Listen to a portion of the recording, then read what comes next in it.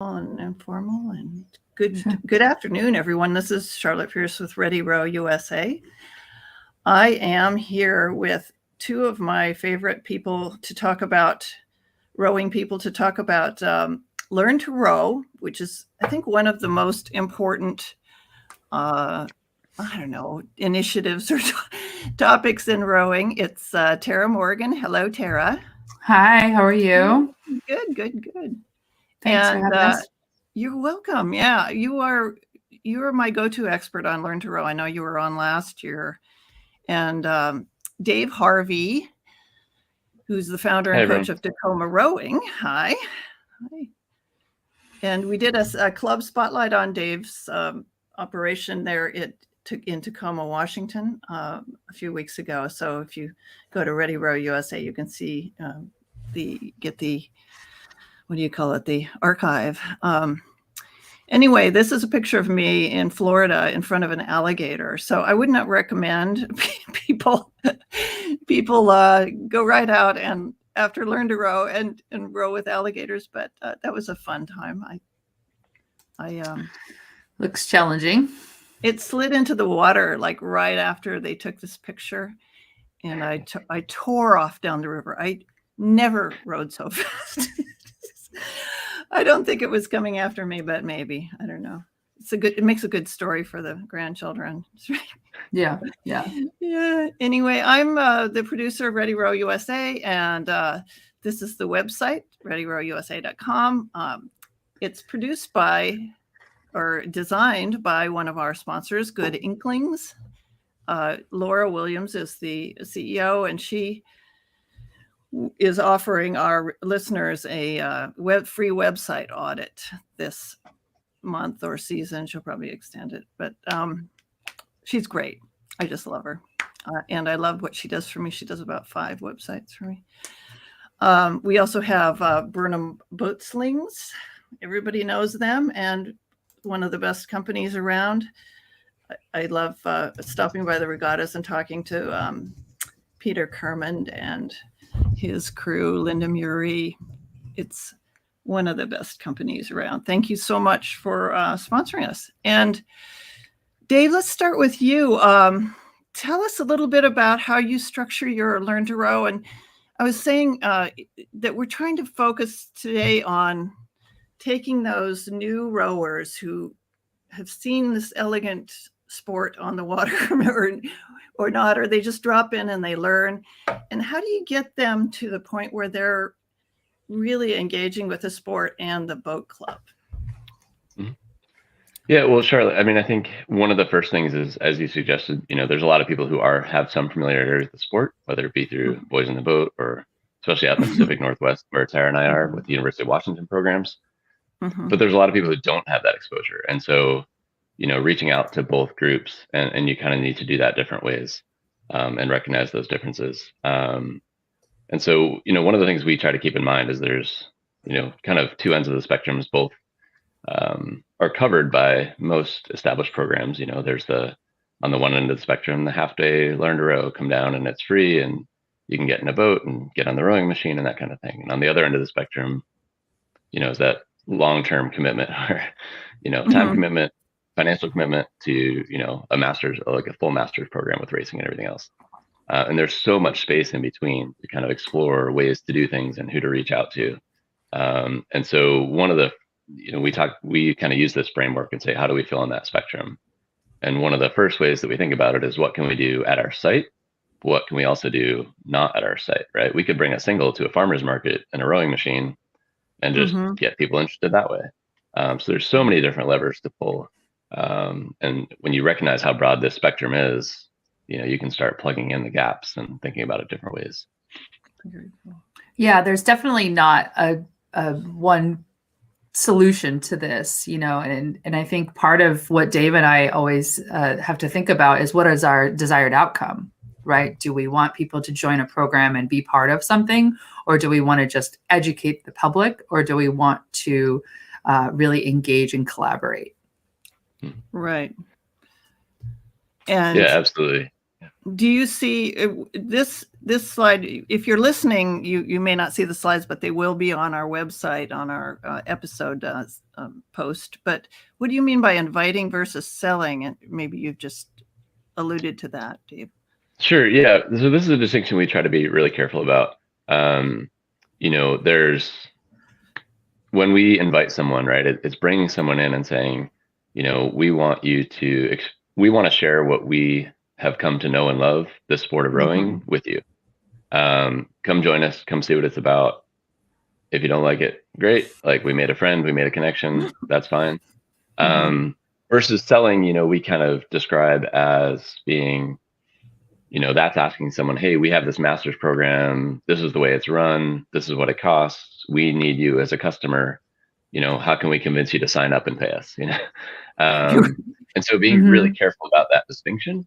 And what are we asking people to do? And this kind of grew out of our situation in Tacoma, being a very new club and being in an area where there are a lot of people who have no familiarity with rowing, and who have never been invited to row and don't know anyone who's rowed in college. And so it creates a really unproductive dynamic to go and say, hey, there's a sport you've never been invited to try. You don't know anyone who's ever done it, but we want you to come pay us money. As opposed to creating a bunch of opportunities for people to just explore the sport almost at their own pace, and I think one of the things I keep in mind is we met a woman named Marcella who is a teacher and runs her own apparel company. And she came down, we got on the rowing machine, then we moved to the dock box. And she was on the dock box. We were just talking, and she was in the dock box for like 20 minutes, just going, loved it, and we just kind of let that go. Like, she was just having so much fun, and she's like, I said, do you want to get in the boat? And she's like, you know what, I could do this all day. And we just kind of like, so having That's that so cool. flexibility, it was such a cool experience for me. And I think, I, as a coach and a rower, like, in my own personality, I kind of say, okay, here are the steps, like boom, boom, boom, boom, boom, let's go. And it really forced me to kind of step back. And I always have that conversation in my mind when I think about, like, okay, like, slow down, like, let people find what they enjoy about the sport. She just loved the rhythmic nature of it, right? Being by the water. She wasn't even on the water yet, but she was by the water. And so creating opportunities for that, where you bring people in, and you're inviting them to be a part of something and kind of discover what the sport means to them. And what role do other club members play? I mean, I don't know if you have like regular club members who show up every day or whatever, or Terry, you could answer that too. I mean, how can regular club members kind of enhance that experience for people who are new? Well, I think it's a cultural piece. I think another way of saying what Dave's saying is it's a pull versus a push strategy. It's something that people pay attention to in marketing, especially nowadays with social media and things. If you're pulling people in, and instead of pushing your agenda on them and saying, this is what we do, I think that makes a huge difference to people who just want to try it, And I used to always tell my Learn to Row students, like, you know what, if this is a bucket list item and you're checking it off and you're done as soon as this class is over, fabulous, good for you. If you stumble into something that you find that you could do for the rest of your life or for the next year or so, fabulous.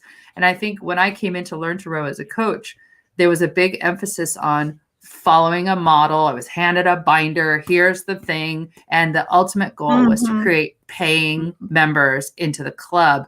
But I think it's absolutely flawed, because if that actually works, imagine your club actually getting 20 new members.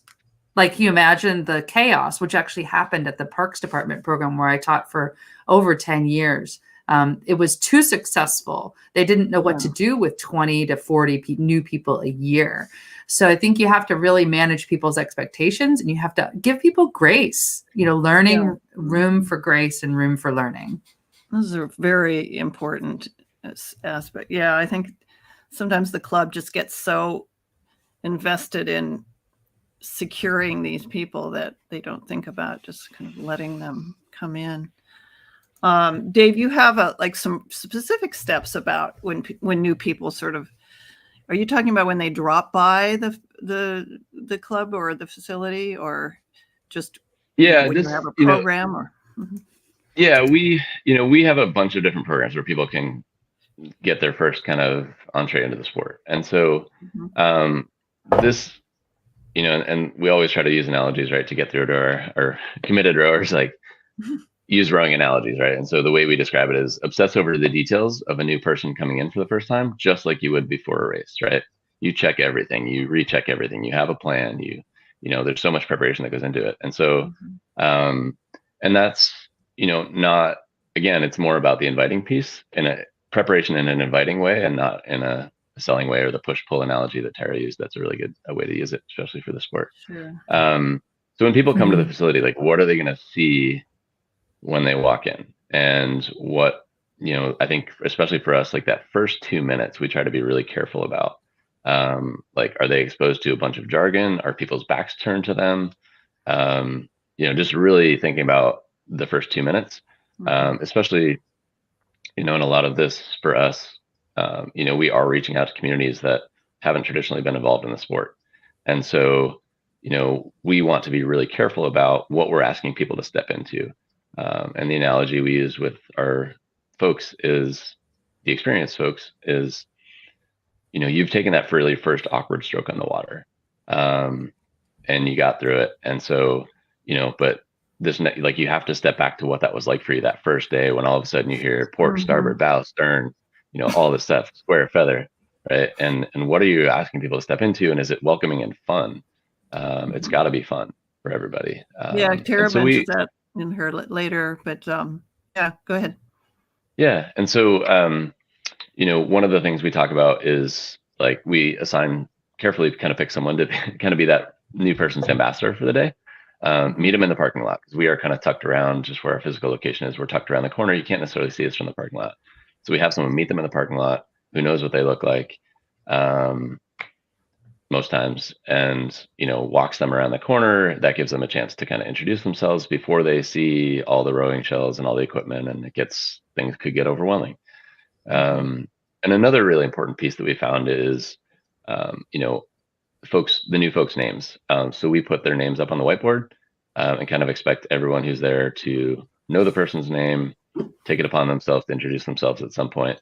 Not necessarily all in the first few minutes, but at some point in the day, and also, learn how to pronounce someone's name before they get there.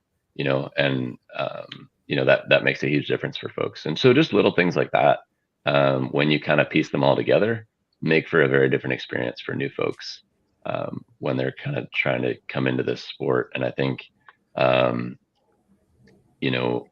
it's interesting, especially because we are reaching out so much to communities who have not been involved in rowing.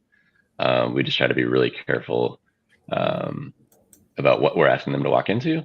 And so a lot of times we'll even say to new folks, okay, if you want to, or to our experienced folks, like, when have you been that only person in that other environment? And make sure that they have had some sort of experience like that, or at least reflect on it, to kind of make sure we're all on the same page about what it should be like. Yeah, those are really important. Yeah, it's almost worth putting them up on your bathroom mirror. Anything to add to that, Tara? Well, I think, you have to handpick your volunteers who are going to help with this. You can't just put a call out and say, hey, it's Learn to Row Day. I mean, you really need to have people who aren't the type who are going to be overly nervous or overly controlling of their situation.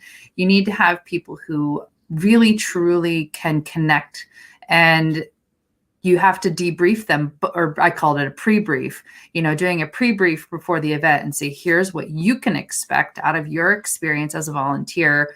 And here's, things to think about, like thinking about your why, like why you row and how you could express that to someone. One thing we used to do was a huddle with our masters rowers and the new rowers. And we would do this a couple of times. So the first day we would just say, why rowing? Why now? Like, why rowing? Why now? Oh, it looked kind of interesting, or I trust my friend who invited me, or whatever. But you also ask the same question of your master's volunteers. So you kind of level the playing field by asking everyone the same kind of question in a huddle, and kind of get that team feel.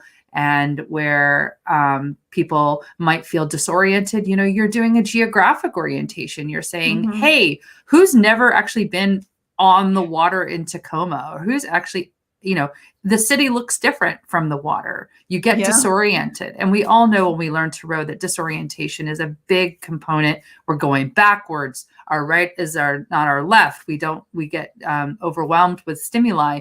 And telling people, here's where Tacoma is, and here's where the parking lot is. And just once they're on the water, reminding them of those things and helping people stay oriented, because that's where you can really lose people. You see them start to grip and you see them start to clench, and they're like, and you have to have people helping you who can read body language and who don't necessarily like act on it, but might say, hey, so, Bob over there, he's looking a little stressed.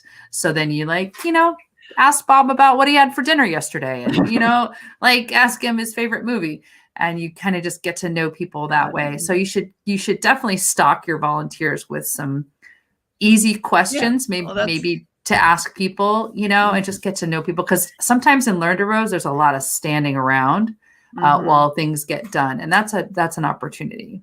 Yeah, it kind of goes to my my point about, engaging the existing membership and giving them a little sort of script almost to what to say to people when they're new, because we can all get kind of entrenched in our routine when we're rowing. But right. And as rowers, we're always worried about getting it wrong, right? Because there's such consequence when you get it wrong. You flip, you piss off other people. There's all these, you can immediately feel the interdependence. And for some people, that's a really tough place to be, whether you're being interdependent with nature or whether you're being interdependent with another rower or someone who's having a conversation with you. So, and Dave, something you've thought about a lot, I know, from talking to you from before, is this topic, the elephant in the room. People who may not see themselves in this sort of exclusive sport. What are your suggestions on that? Yeah. So what we say is, when you're delivering an invitation that's 100 years late, don't make it a big commitment. Don't make it expensive. Don't expect a yes. Don't make it about you. And I think that helps kind of frame things the way it should be, right? Like, if you're delivering an invitation that's 100 years late, someone invites you to an event that already happened, you might, you might not get a super cheery response about it, right? And that's fine. You shouldn't necessarily expect a yes. And so, we try to just be really careful about that, and just create like low barrier events for people to come try things out, right? Like our Monday morning row that we do for BIPOC entrepreneurs, we have 2 time slots. We tell people, if you can make it, great. If you want to bring someone new and they don't have a chance to fill out the paperwork ahead of time, that's fine. It's free. And just creating opportunities for people to. And that's been pretty successul, right? You have people coming, the BIPOC entrepreneurs. You've run it for 3 weeks now. So, it's our third week. It's been great, great response in the community, and almost everyone who's come down says, "Oh, I know this other person I'm going to bring next time," or can I bring my kids? And it's kind of, you can kind of see it starting to snowball, and so it's awesome to see. Yeah, that's really cool. And we'll keep in touch with you about that and your other programs that are going on this summer. But I wanted to get into a few of Coach Tara's tips. She's these will be on our website, on our episode site, readyrowusa.com/learn-to-row.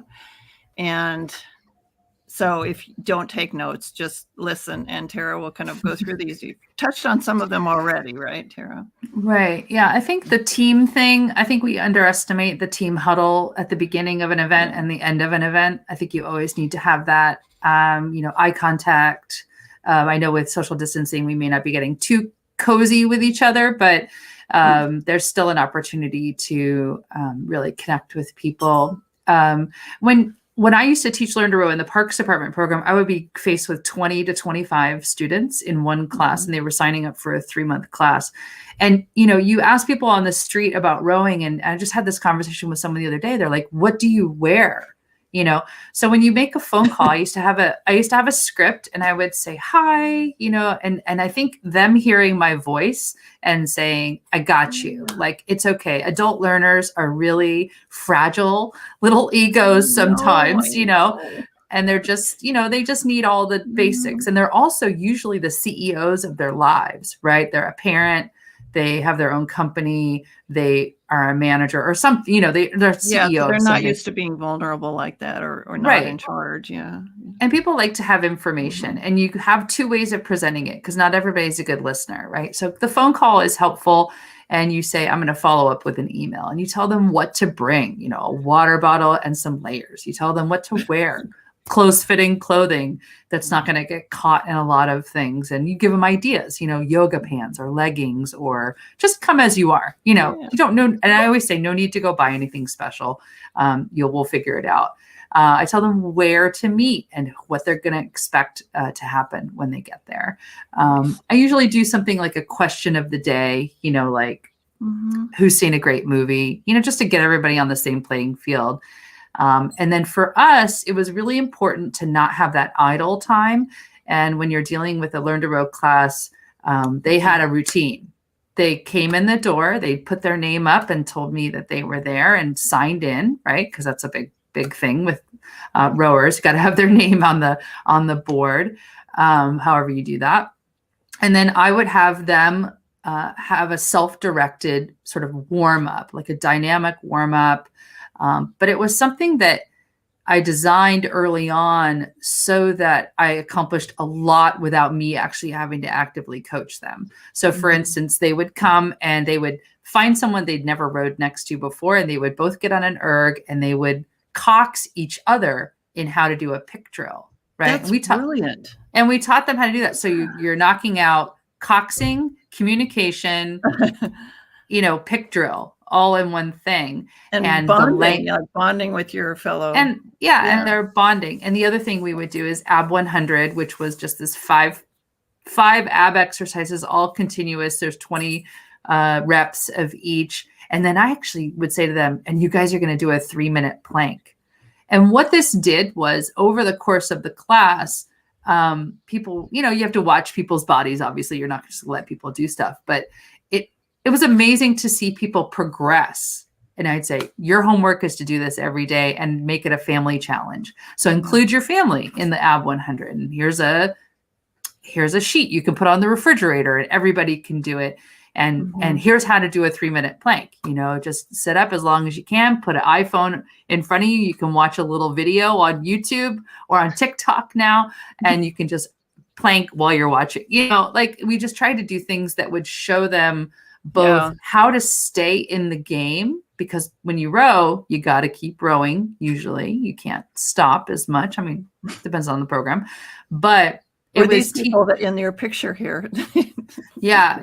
You're teaching them how to sustain, how to support each other, and how to sustain. So that was a big part of the AB 100 is, which probably means that it's something I need to do. 20 crunch, 20 bicycle, 20 straight leg lift, 20 scissor, 20 hip lift. Oh, okay. I'll think about that for a while. Yeah. It's not for every body. So there's modifications. I know. We all need to work on our core. I mean, seriously. But what it did for the coaches was it built us time to do lineups, to assign equipment, to help people, you know, like, okay, now we're ready to go. Because that idle time really makes people nervous, you know, and we have to also appreciate that not everybody's comfortable with water.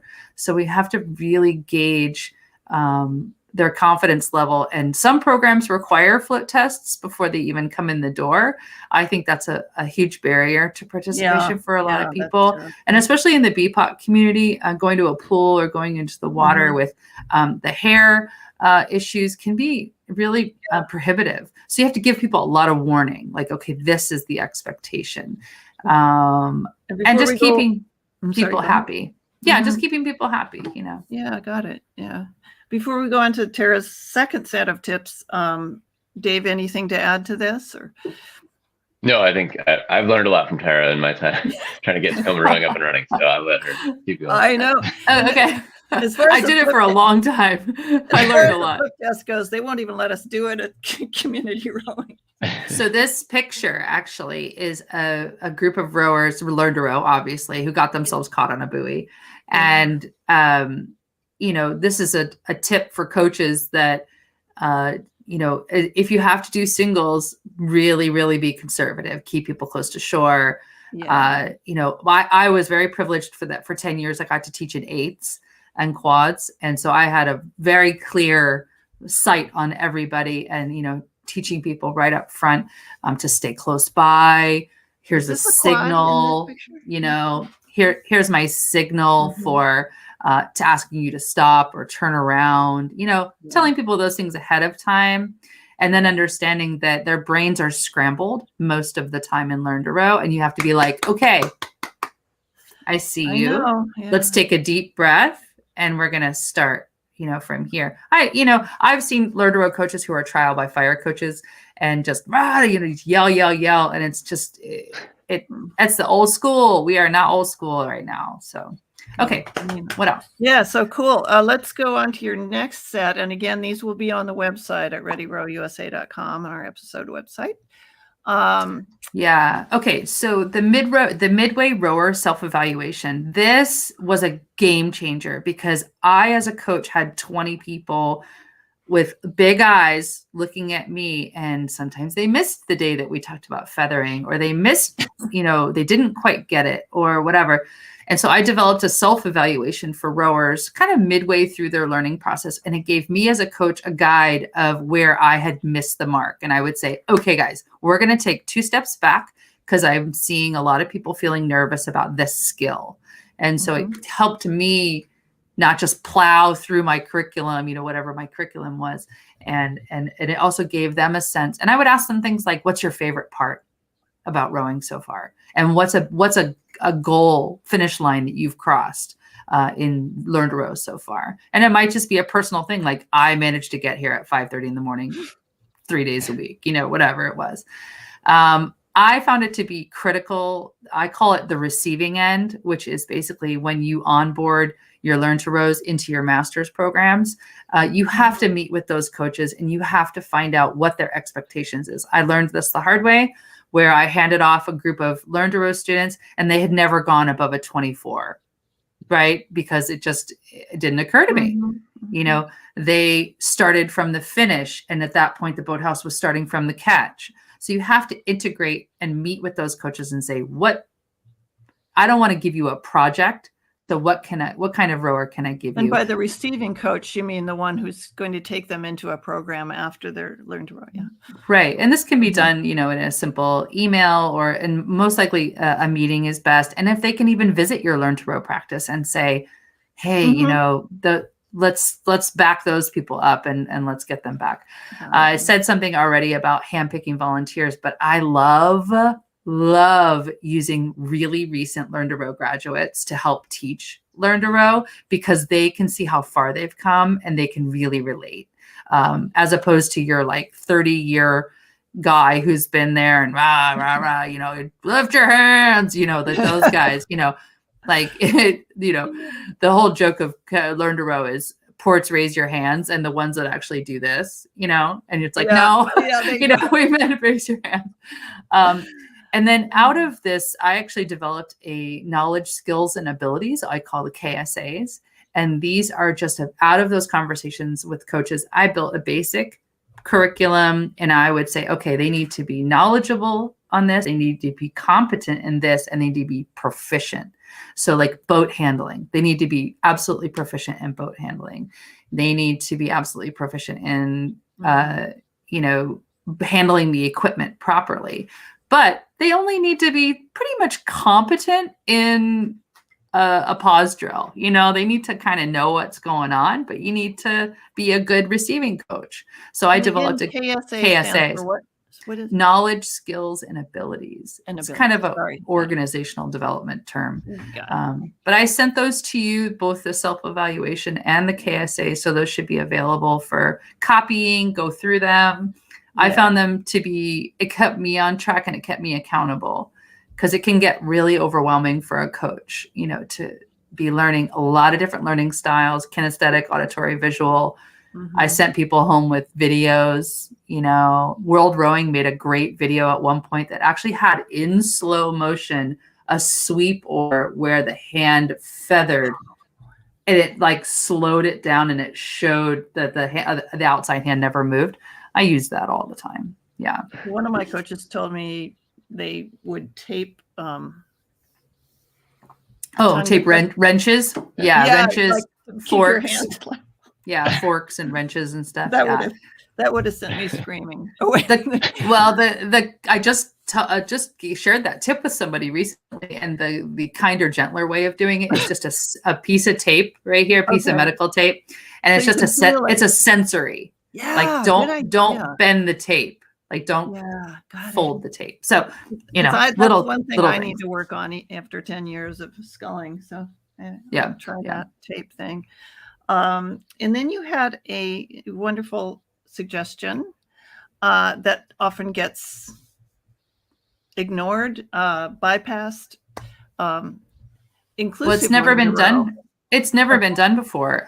This is something that we hosted with the Parks Department in Seattle. And on one dock, we had Seize the Oar Foundation showing kids of all abilities and adults of all abilities our equipment. And we had our para rowers in the bow seat of our doubles. And on the other dock was an 8, and then in the middle was ergs. And so everybody mixed in the ergs. And then we'd say, if you're identifying in this category, we've got great people for a slower approach. If you have a disability or you just need a little extra, you don't want to be thrown into an 8 and sent out on the water with a bunch of volunteers. So we hosted this in 2019, and that was unfortunately the last time we were able to host it. We won't be doing it this year, but we'll definitely be doing it in 2023. Yeah. And tell us just briefly, we're a little over time, but I don't care. We can go briefly what Seize the Oar Foundation is. I know Steady State Network is where you produce your podcast and do other things, but what's Seize the Oar? Yeah, so Seize the Oar Foundation will be 10 years old in 2023, and we started to champion inclusion in the sport of rowing through team training, thought leadership, and outreach. And what we do is we have an adaptive competitive masters team. We introduce people to the sport. We have equipment. We have Boathouse. And then we also do outreach events like a National Inclusive Learn to Row Day and what we call Rowing Adventure Day. So we host an event called Rowing Adventure Day with established groups of people. And what that does is it kind of mitigates expectations, right? An intro to row kind of assumes that there's going to be something after it. And sometimes people just want to come and hang out and have this experience. So we call it Rowing Adventure Day. And it's really fun. Lots of hugs, high fives, T-shirts, snacks. And you reach out to organizations where already established organizations. I got it. Okay, yeah. And it's like $20 a head or $10 a head or something like that. But it's really fun.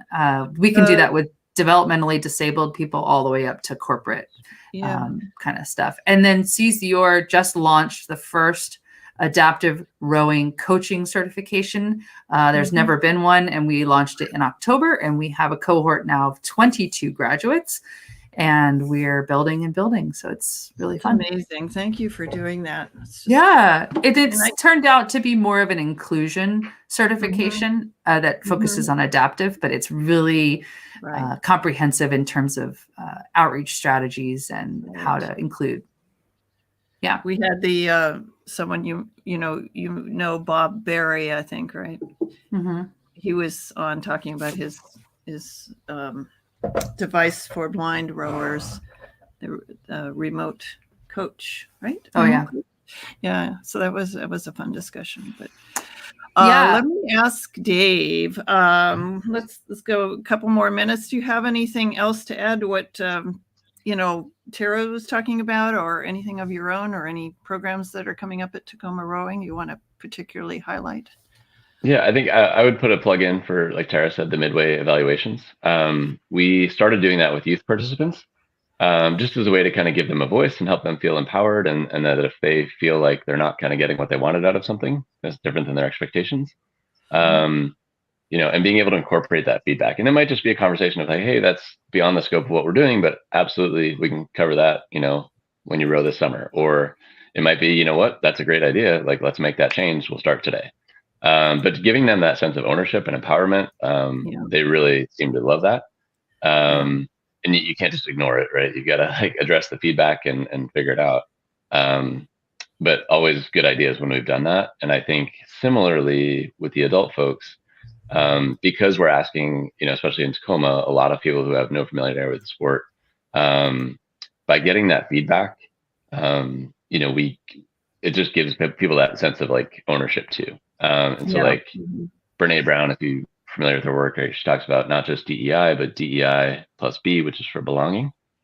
And giving them that sense of ownership and creating that like, oh yeah, I can contribute an idea to this organization. It's not, you know, and it goes back to the inviting versus selling thing. But yeah, that midway evaluation is absolutely critical.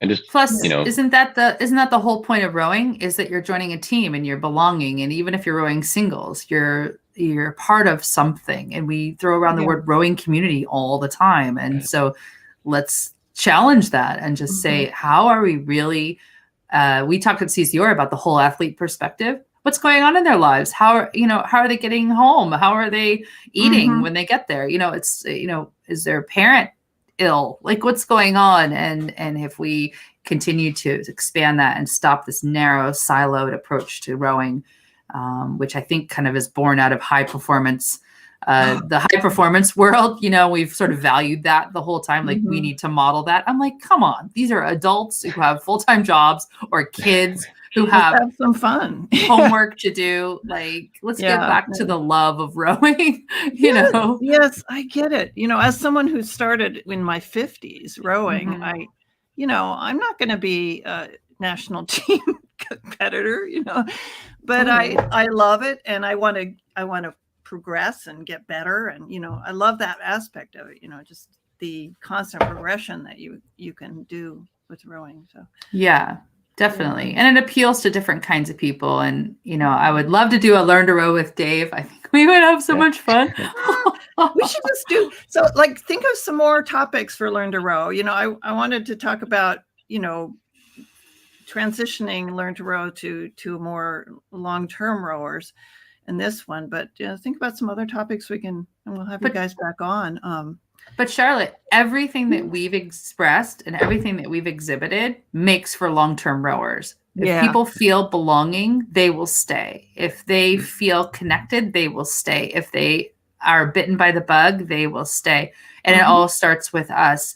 And if you really are intentional about how you hand them off, if you will, when they're done with you, and stay connected to them, they'll be there forever. You know, they'll just, or as long as they need to be. You know, that's how we create long-term. That's a great thought. I will wrap it up, and then we'll this is a wonderful premiere episode for the series, and we'll come back with some more Learn to Row topics. We also have a great lineup coming up this year. We have club news. If you visit the website, you can submit your club news. I'm going to be publishing a couple that came in this week. Philadelphia City Rowing has an event that's coming up, and Harlem River Rowing, Community Rowing, I think is going to be coming on into a club spotlight. So we also gadgets and gear, you know, one of my favorite topics. I love those rowing gadgets. I probably have too many of them, but we'd love to hear what works for you and what you'd like to bring into the boat. Fun stuff. And I've got a couple of books coming out in my publishing endeavor. Pierce Press, Oceans Alive is going to be coming up in September, and World Oceans Day is in a couple of weeks, so that we're going to celebrate with that. And again, you guys are the best. I really appreciate you coming on to talk about Learn to Row, and I think it is one of the most important topics that we could cover, you know, because it's where it all starts. So, thank you so much. Thank you. All right. Yeah, thank you for having us. You're welcome. Dave Harvey and Tara Morgan.